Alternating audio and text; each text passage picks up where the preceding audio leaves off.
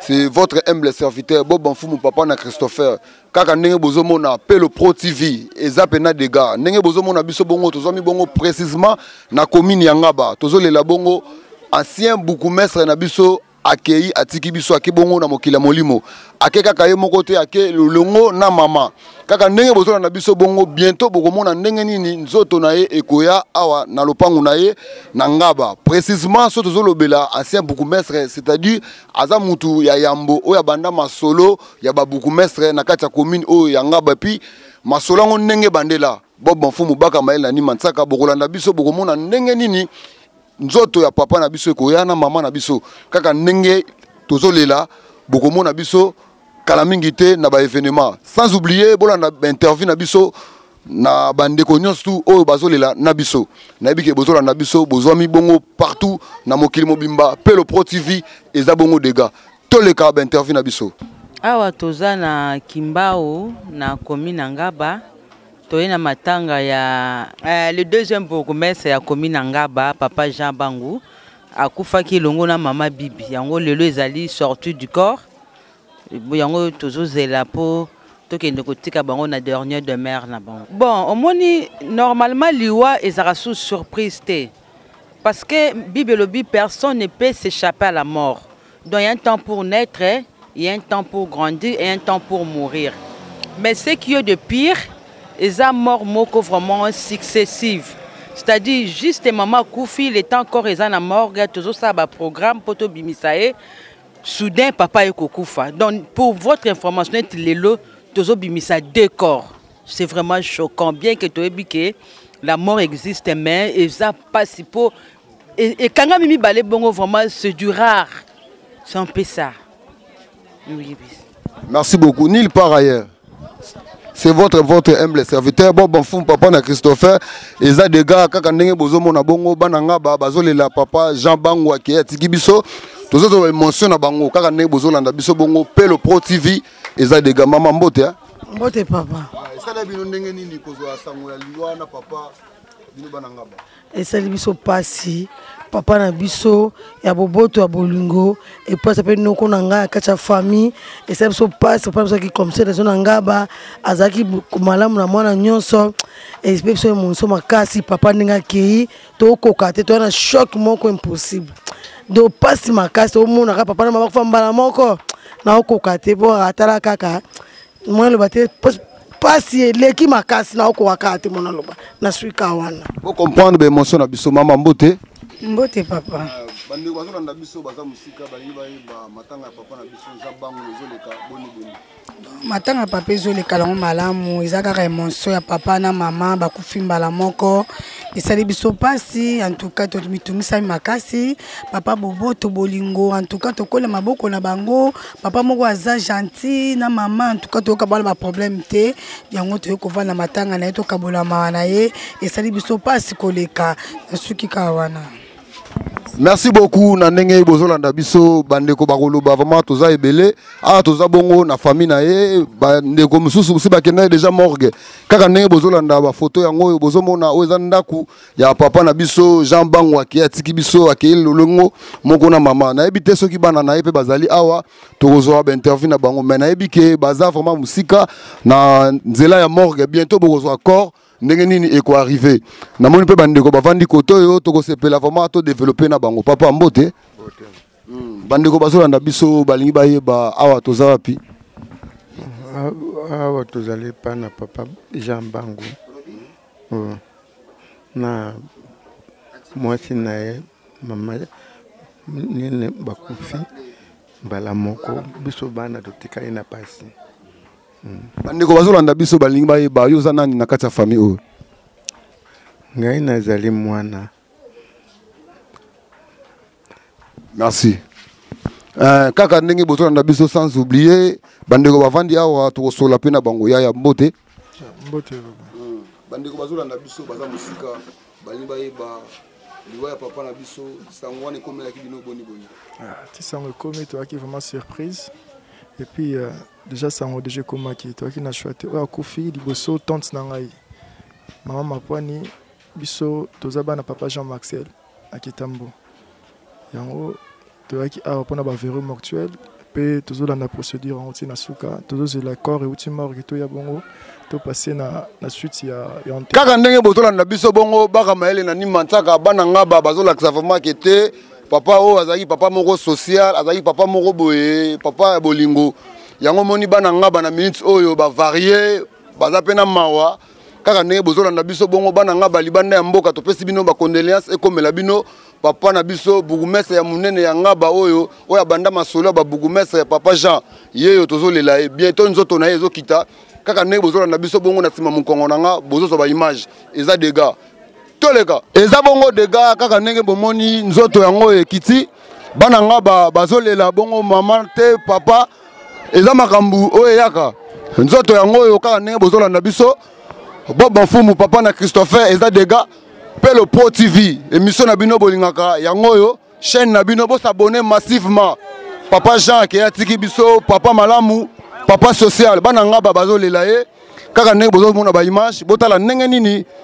makambango ndenge ezolekela makambango eza pena dégâts mawa eza na mitema na biso papa Jean qui a tiki biso eza pena dégâts botala mawa eza bongo na mitema mawa eza na mitema eza pena na mitema bolanda biso pena na bokebi eza pena souci wana bozo mona eza bongo famille na ye bazo kita cortège eza pena mulai munene ndenge bozo mona biso bongo Pelo Pro TV bo s'abonner massivement bana ngaba bazolela papa Jean Akei le premier bourgmestre eza dégâts lisolo na bango to ebite to ko bete yango wapi famille mobimba bozolanda biso na libanda ya mboka bolanda biso bien pour s'abonner na Pelo Pro TV eza dégâts botala ndenge nini corps ya papa na biso ezokita kala mingi te nzoto ya papa na biso na mama yangoyo bozomona na bilili papa na mama yeyo mbote papa bandeko bazolanda biso esali bino ndenge nini komona nzoto ya papa na mama et sateri awa na ngaba bana ngaba bazolanda biso libanda ya mboka na Pelo Pro TV eza dégâts na bité soko koloba nini esali biso pasi makasi tondimaki te mama Akei après quelques jours papa yaki atiki biso donc souci fort ya loba kutu mingi ezali tozomona bato ebele pepo bolamu eleki ebele ya omoni ti tosacrifie tokimba bulo toyolela père na biso na mère donc pasi fort toyaka na pasi na motema nzambe amba molimo na bango na kimia. Merci beaucoup na ndenge bozolanda biso bolanda biso bo s'abonner massivement Bob Mfumu papa na Christopher eza dégâts kaka ndenge bozomona tozolela bongo premier bourgmestre oyo ya commune ya Ngaba papa na biso bana Ngaba bazolela ye pena massivement kaka ndenge bozolanda biso boye bolanda biso pena de près c'est Pelo Pro TV bolanda biso pena ba image oyo ekosepelisa bino kaka ndenge bozomona makambo oyo ezo se passer tozami bongo précisément na Ngaba bana Ngaba bazolela bongo papa na bango Akei atiki bango eza dégâts pena papa na mama bakei batiki bana na bango eza pasi bo s'abonner massivement Pelo Pro TV eza dégâts Bob Mfumu papa na Christopher tozolela na bino teleka bandeko kaka ndenge bozolanda biso bongo kaka ndenge bozomona Flor Bangu ye wana nayebi ke maweza na mitema kaka ndenge bozolanda biso bongo oyo eza bongo bana ya papa na biso bino bato bozolanda biso précisément Flor Bangu yeyo mingi ezali ya koloba te kasi mawande ezali na mitema papa Akei atiki biso eza pena souci makasi souci Fleur Bangu ye wana bozomoni azolela bongo papa na ye na mama na ye eza dégâts pena mawa eza na mitema bana Ngaba bazali awa bazolela bongo ex bourgmestre ancien bourgmestre ya commune ya Ngaba bo s'abonner massivement Pelo Pro TV eza dégâts kaka ndenge tozolela awa bozo tala biso bongo partout bisika bozali papa na mama bakei batiki bana na bango minga koloba ezali kasi bana Ngaba bazali awa massivement bo s'abonner bino bato bozolanda biso libanda ya mboka Bob Mfumu papa na Christopher baka mael na nima nsaka papa na biso Akei atiki biso tolega. Merci beaucoup kaka ndenge bozolanda biso bongo bo s'abonner massivement bana Ngaba bazolela bongo papa Jean Akei atiki biso nayebi ke maweza na mitema mama mbote papa bana Ngaba bazolanda libanda ya mboka oyo oyebisi bango matanga papa ezoleka ndenge bapasi kala motema donc toleli ya mingi donc Et c'est aussi surprise du monde on est alaté donc il pas maman qui doit se maman le ngwete tout le monde sous papa qui donc il pas si kaka. Souvent balobi que li soleil liwana bango ezobeta maloko la papa olangi na maman olangi. Ah bah maman Nzambe nous sera to pesa na Nzambe to ebité ba konti ba comparaison ezati. Ouais ba interview ezebele bolanda biso na bokebi tolega bandeko kaka ndenge bozolanda biso bongo artiste muya tokazaka koya te na ngaba to moni ye kaka ndenge bozolanda biso bongo artiste mbote. Bonjour ndeko. Esali ndenge nini kolela papa bangu premier bourgmestre ya ngaba. Eza passe mawa puisque papa bangu a sali kombo nanu na msala leta et puis azali papa ya collègue na biso. Eza pasi ba kufeli ba parents mi balé na mbala moko. Donc eza facilité. Bandeko bazo kama balobi liwana bango eza lokola papa olangi na mama olangi. Non, premier année liwa muso ezaka soki batu mi balé balingani mingi. Ya mde sala bongo. Papa zada mukolo mama za komi pe mukolo. Alors maman Koufi, papa a quoi qui pena ko supporter pena wanati amoni même papa. Famille mo bazolanda yo surtout mingi libanda ya mboka pe le Pro TV. Est-ce que ça iloba ko pesa na famille na papa tiki bana na ye atiki bakoko atiki pena batebele muya artiste bato balingaka mingi yeyo. Merci Nelo na obaka ke